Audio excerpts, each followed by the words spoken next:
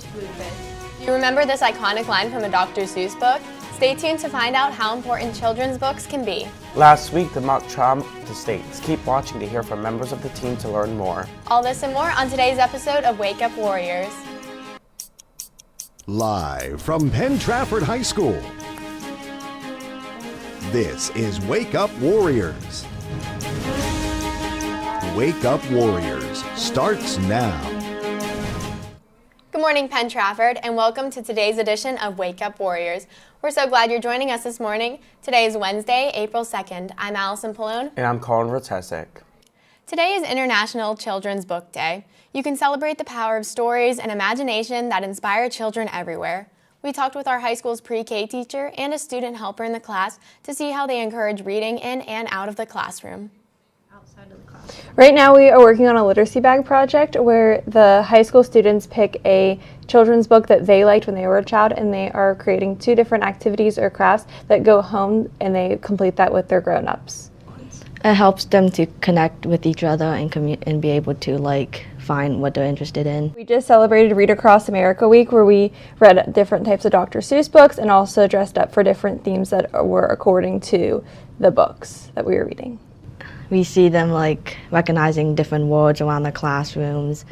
It helps them develop vein by being exposed to different types of letter formation and words and connecting those words to the pictures that they are seeing in the stories. By finding books that they are interested in.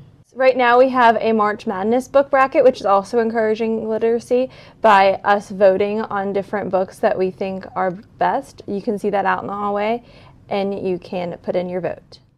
This has been Karina Whipke reporting for PTTV. Sexual Assault Awareness Month is something that everyone should be aware of. It is important to look out for your friends and family who are going through this. Here is Ms. Sutmeyer and Ms. Sherman with more information about this. I think the first thing, if they are a victim of sexual assault, is to not be quiet. Oftentimes, I think teenagers want to turn to their friends, which is great, but then the friends want to protect them. I believe that definitely an adult needs to be involved in the conversation so that they can get the support they need and get the help that they need, whether that adult be one of us as the counselor, a teacher, a parent, a neighbor. An adult involved in the conversation is important. If you come to talk to a counselor about sexual assault, it does fall under the harm to self, harm to others. So we are mandated reporters, so we would have to share that information, whether it be Childline or with the police or a parent. But we have a number of resources in the school.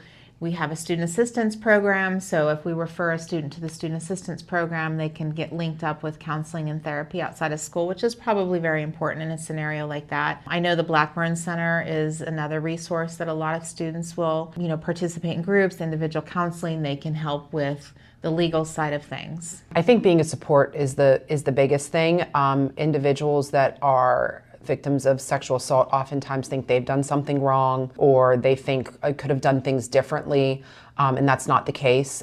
Nobody should ever assault anyone under any conditions, and I think that friends and family being a support and getting them connected to some of the resources that Ms. Sherman said would be ideal.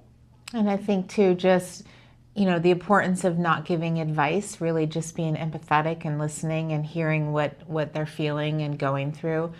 Is a really good technique for family and friends. I think that anybody in that situation should use their gut, and if they feel like something is off or something is not appropriate or they're not being treated as they think is the right way, that they definitely should reach out to those resources, because your gut is probably your first line of defense, and how things make you feel. I think often we want to say things are going to change or things are going to be better or I made this mistake, and it's not always, very rarely is that the case. Yeah, very true. Our guts as women especially, and men, really guide us and tell us what's ethically okay and not okay. This has been Kaylee Drystott reporting for PTTV. Hey PT, it is Stressless Week in the Media Center.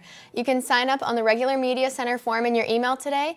Is Whiskey It Wednesday. Enjoy a teen cooking class. The coffee shop will be takeout only during this week. The team has news from their competition last weekend, along with some other things to share about the future of the team.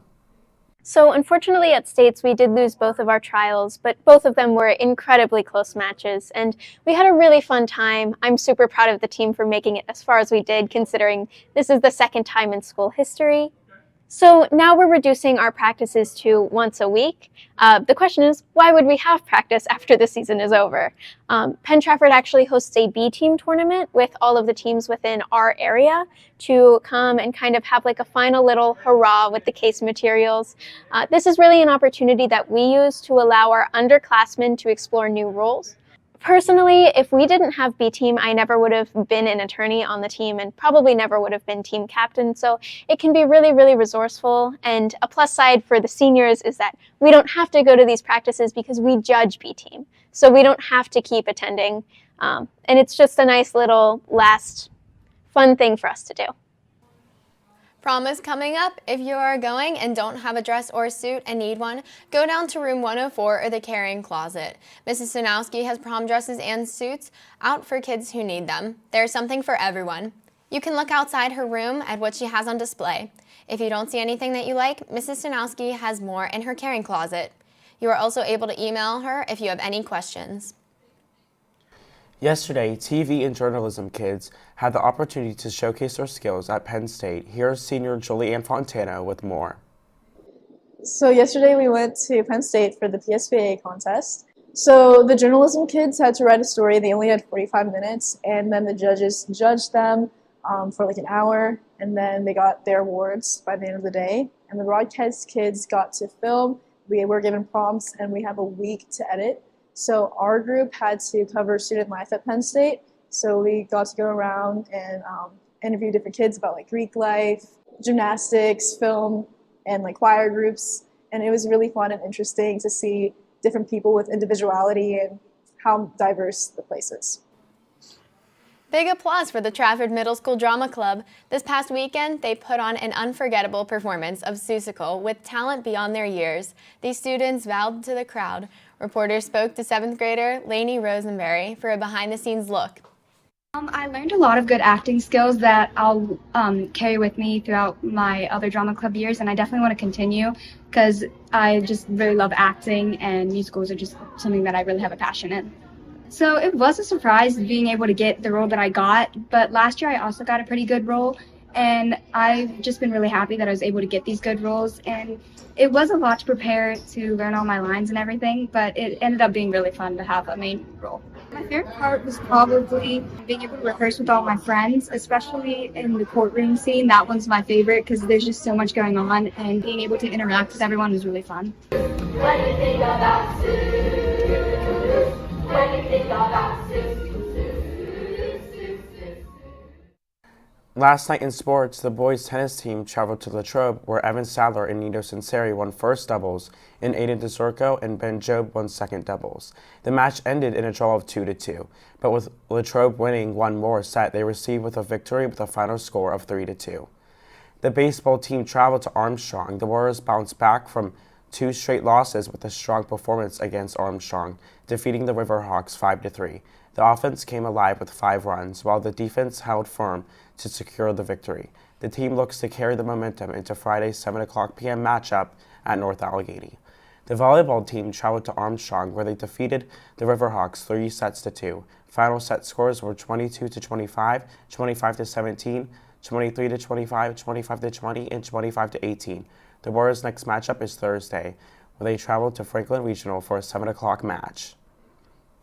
Tonight in sports, the boys tennis team is on the road to Franklin Regional to face off against the Panthers at 11 o'clock this morning.